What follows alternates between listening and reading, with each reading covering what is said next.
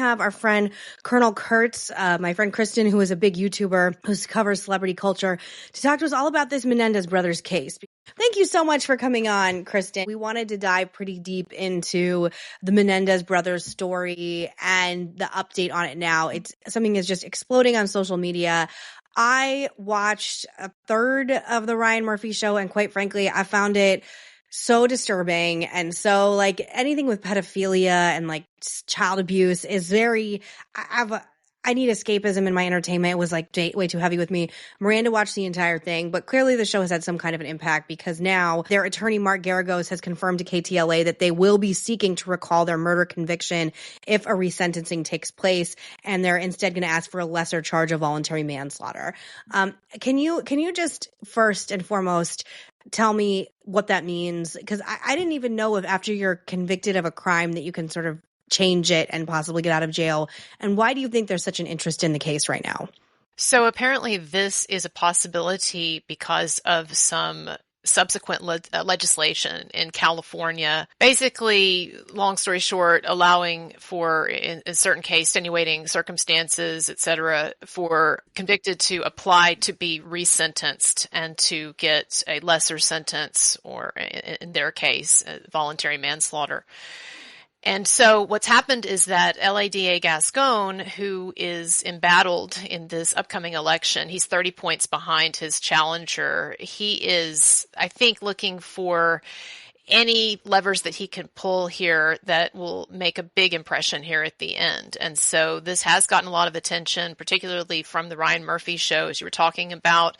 And so it's kind of in a way, it's an easy pitch for him because there's a lot of sympathy now for the Menendez brothers. And there are not a lot of people, I think, who are going to be outraged if after 35 years they are released from prison. I do just want to ask, though, the maximum sentence for manslaughter is 11 years. So if they were approved and eligible for parole because they have spent 35 years behind bars, do you think this sets a dangerous precedent? Because you never know what's real or what's fake when you're watching an interpretation on a show based on events that took place. But I just know, like, not that it's the same thing at all, but like Game Change was a movie made about my dad's campaign, and there were so many things like inaccurate about it when I watched it. I actually couldn't even finish the whole thing because I was like, this is just basically a fantasy made up in Tom Hanks' head who produced it. So I don't know if it's like the gist of it is like the sexual abuse was so horrible of the Menendez brothers by their dad and the mother looking away and possibly, I guess,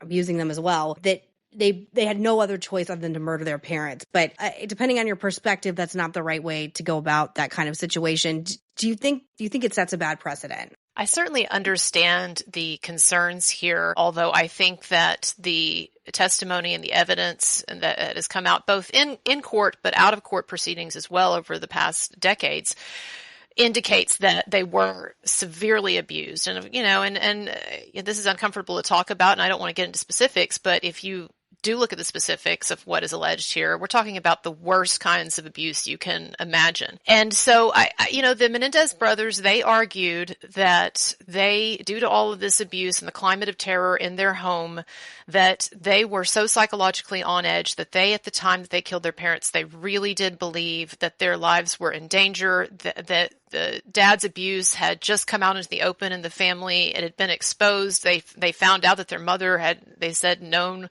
all the time. They felt like things were really to the brink at that point in their family. And so they claimed that they were really in fear for their life, and that's what drove their behavior. What I think actually happened, if you asked me, I think that these were two guys who were extremely screwed up from all of the abuse and the unimaginable toxicity of their home. And they had severe issues at the time. And so I really think that they killed their parents, yes, because they'd had enough of the abuse, but also that it's likely that they really felt like the only way that they could have a decent life is if they got the parents out of the way. Now, do I think that's a good calculation? No, I don't. But here's where I come down on this.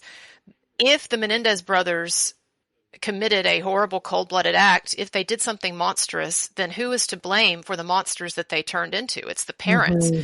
And so I don't think that everybody who commits a crime should be let out of prison if they can point to abuse as the reason for their problems. But in this case, the victims of the crime were perpetrators, and they created the the mentality of these children. It was basically kind of chickens coming home to roost, that the environment they'd created, the abuse that the father had carried on, the mom as well, in a way that it really they made their bed basically, and they laid in it. Now, they did, the mom is a more difficult question than the dad, because the dad, if he horribly abused them, then I think everybody understands killing him. But people say, well, why kill the mom? And also, they had to go back and reload, because when they shot her the first time, she didn't die. And so they went back to the car, reloaded, came back and shot her.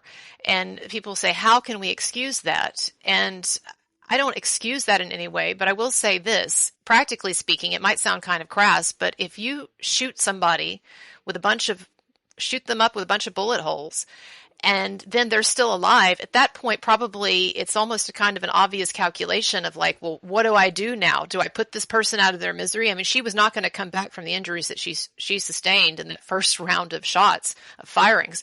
So I don't find it necessarily any more monstrous that they went out and reloaded and came back. To me, that sort of had already been set in motion. But, what I'll say about Kitty Menendez is, she was sitting down that night with a man who had been repeatedly sodomizing her children and torturing them sadistically, if you believe that narrative and if you believe that testimony, that evidence, for years and years. And so I'm less disturbed by the fact that these children who were abused kill their mom and their dad than I am by this idea of this mother who happily sits down to a bowl of ice cream with a man who's been sodomizing her children repeatedly. Like, to me, that should be the focus. Mm-hmm. So was it right what the Menendez brothers did? No, of course not. It was a horrific act.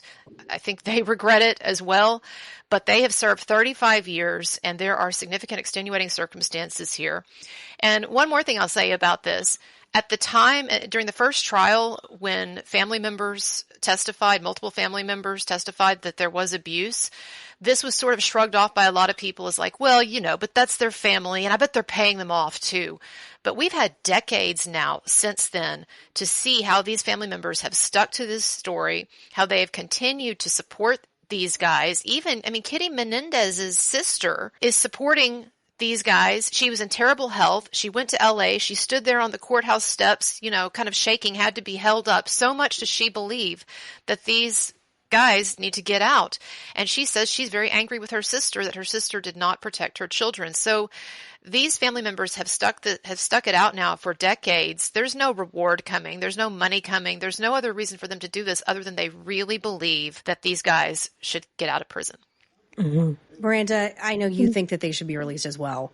I do. I think that they should get, and this is what I was going to ask you, is in my opinion, they should be released with time served, like immediate release as soon as possible. And I know that they won't be able to see this judge in Van Nuys until the end of November, I believe is what their date is set for. And forgive me if that has changed, but what does this timeline look like for you if they were to get released or say it is time served? What would their lives potentially look like? So Gascon said the other day that they could potentially be out by Thanksgiving. I hate to say this because I would like to believe that once they get out that their lives are going to be so much better. And of course they will in terms of material conditions and freedom and food and stuff like that, right? But I think that they're going to have a pretty hellish time when they get out with the media circus that's going to be focused on them, because they are going to be... Yes, there's celebrity here, but you know this, Megan, eventually people turn on you when you're in the public eye. And right now, they enjoy a lot of sympathy because they're behind bars. They've had a rough time. People are just now learning about the horrible things that their dad probably did to them. But what happens when they get out of prison and all of that's kind of worn off? And then what happens? It becomes a circus. And then it's going to be paparazzi covering their every move, their marriages. That's going to be a big circus in the public eye. And people are going to be also very resentful of any efforts that the Menendez brothers make to cash in on this. And I'm not sure it's wrong for them to cash in on this because they've been behind bars for 35 years. I think that they've been, in a way, robbed of a lot. But people are going to be very critical of that. So I think that they're going to have a rough time. Now, is it going to be better than prison? Yes, but I think it's going to be rough.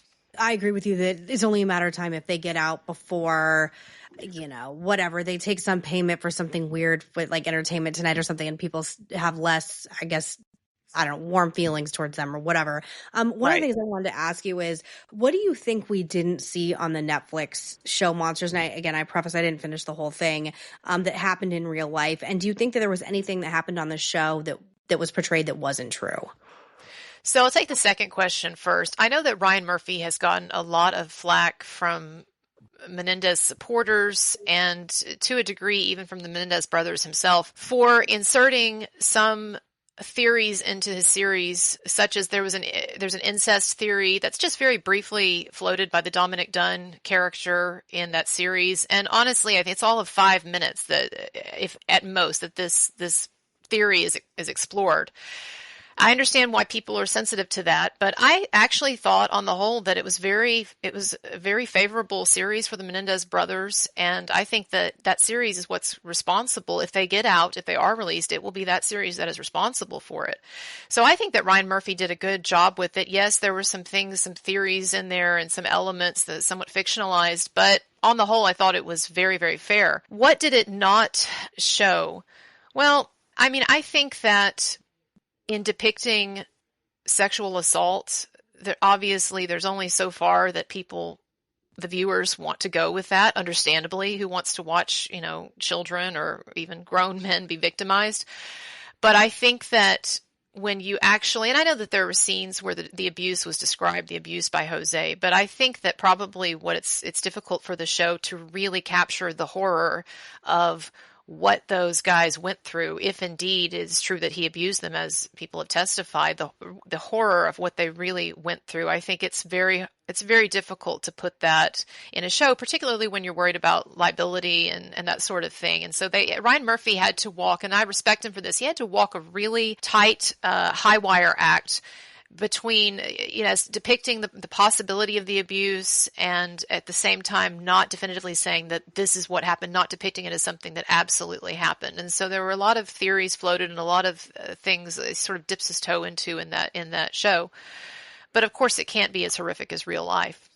Mm-hmm. Miranda, is there anything you want to add to that? How closely do you think that they did follow the court transcripts when they were potentially writing their script? And I know you're not in the writer's room, but in doing your research, do you think it did follow pretty closely to for example, when he did the Hurt Man episode where he's just doing 35 minutes of just straight dialogue going through the abuse? Did that come from actual deposition or was that? Yes. Okay. So I'm not saying that exact conversation was a word for word representation of the real conversation between Eric and his lawyer, but based on the testimony that we got in court, because there was that first trial. Yes, the second trial, pretty much all of the sexual abuse stuff was excluded by the judge in that trial because the judge had his ass handed to him by the media. He had been just lampooned and excoriated after that first trial.